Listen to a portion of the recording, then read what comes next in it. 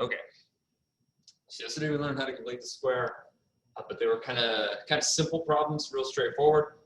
Today we're looking at, really the big thing we're looking at is how do we do this if a does not equal 1, which really just, it adds this extra step. So everything else is the same except for dividing everything by a, but it makes the whole process potentially a lot more difficult. So what I did, I pulled one of the hardest, like the worst case scenario questions. So if you can do this one, you can do any of them, okay? Okay, so we put this, we said step 1A, 1B, because you can do either of those first, but I like to divide everything by a, because I don't have to rewrite the equation for that. I can just say divided by 10, divided by 10, divided by 10, divided by 10. And then we want to simplify. So this is going to be just x squared. 14 divided by 10 is 7/5. So it's going to be 7/5 x minus 7/5 equals 0 divided by 10 is still 0. Okay. It's very important that you simplify. You don't have to, but it's going to make a bunch more work if you forget. Okay. So make sure you simplify, especially that middle term.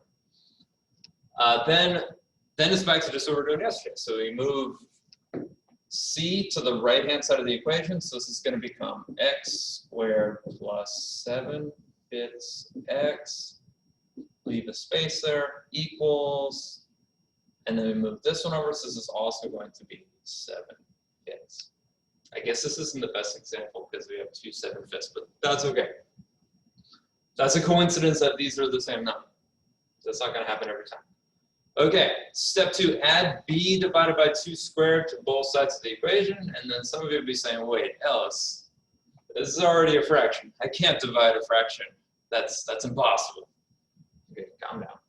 So to give you the short version here, if you want to divide 7/5 by 2, think of it as 7/5. Instead of division, think of it as multiplication.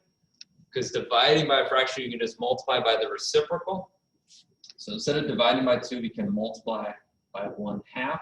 So it's going to give us 7/10. Okay.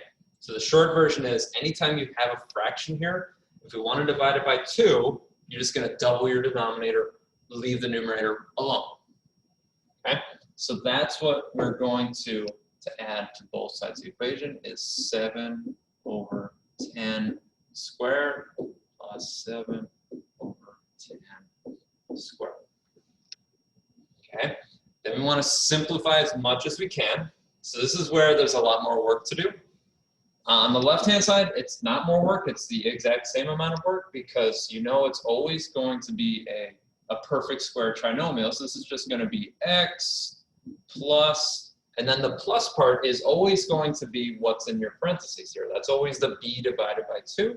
So this is just 7/10, and then you square the whole thing.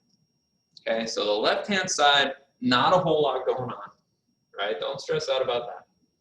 But now on the other side, we got some work to do. Okay, so this is just 7/5. We need to square this. So 7 times 7 is 49. 10 squared, 10 times 10 is 100. Okay, so I need to add my two fractions together. So I need a common denominator. Now the important part here is you want to leave the second fraction alone. If you can simplify it, don't. Don't mess with this second fraction. We want to unsimplify 7/5 so that it also has a denominator of 100. So we think, what can we multiply 5 by that gives us 100? And that's 20.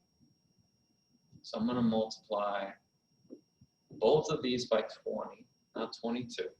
So this is going to be rewritten as 140 over 100 plus 49 over 100. And then that becomes 189 100ths. Okay, stay with me. I know that seems terrible, but that's what it is. Okay. Let's make sure I'm not missing anything. Okay, so I'm going to rewrite this whole thing. So I have x plus 7/10 squared equals, let me lower this a little bit. equals 189 100ths. So far, so good, right? We simplified everything on the right-hand side down to one fraction. The left-hand side is a perfect square trinomial, just the way it should be. So we can do step 4. Take the square root of both sides. Simple enough. Two ways you can think of this. When you square root a fraction, you square root the whole thing. Or if it's easier for you to process, you take the square root of the top and the bottom. Okay? So two of these square roots are nice and easy. On the left-hand side, this is just going to be x plus 7/10. And on the right, the square root of 100 is 10. And then that's the reason, that's why you don't change your second fraction, because you're always going to be able to take the square root of it, and then you'll have the same denominator on the left-hand side, and you don't have to rewrite fractions later on. Okay. But now the problem is we have the square root of 189, and that is not a perfect square, unfortunately. So we look, is there any perfect square we can pull from this? And we'd say, yes, there is. We can take out, this is the square root of 9 times the square root of 21. Actually, let me double check. Yes, okay. And then the square root of 9 is 3. So this becomes 3 times the square root of 21. And all of that is divided by 10. So what we have is x plus 7/10 equals 3 times the square root of 21 over 10.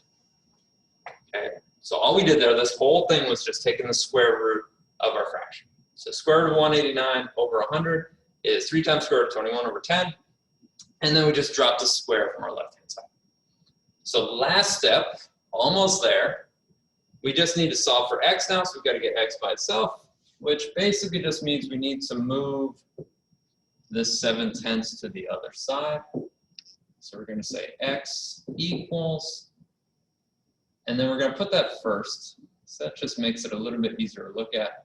X equals 7/10, and then this is plus or minus. Remember, I should put that here as well. Anytime you take the square root of something, it's the plus and minus. 3 square root of 21 over 10. So we can't solve this like we did yesterday because we have a square root. We can't really mess with that. So we just write out our two separate answers. We're either going to have -7 plus 3 square root of 21 over 10, or -7 minus 3 times square root of 21 over 10. Okay? So notice we didn't have to mess with any of the fractions here because they both have a denominator of 10, so we can just put the whole answer over 10. Nice and, I'd say easy, but that wasn't really easy, but that's manageable. That's doable. So you still follow the steps. If you were paying attention to the steps yesterday, that's not the button I wanted. If you paid attention to the steps yesterday, the process hasn't changed.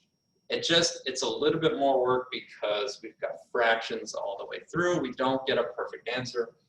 But like I said, this is the worst case scenario.